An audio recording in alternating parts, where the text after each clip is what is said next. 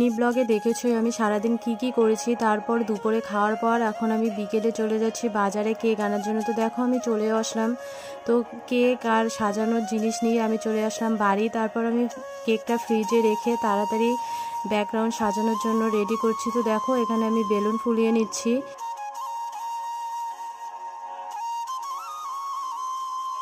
এই যে আমার সাজানো প্রায় কমপ্লিটই। এই যে দেখো এখন ফাইনাল লুক। তোমাদের কেমন লাগলো সাজানোটা অবশ্যই কমেন্টে জানিও। তারপর আমি ওকে বললাম তাড়াতাড়ি রেডি হয়ে আসতে, তো ও তো রেডি হতে চলে গেছে। তারপর আমি এখানে কেকটা বের করে নিলাম। তো দেখো কেকটা কত কিউট না। এই যে দেখো এখন বার্থডে গার্ল চলে আসলো। তারপর আমরা ওর কিছু ফটো ভিডিও করে দিয়ে এই যে কেক কাটা শুরু করে দিল।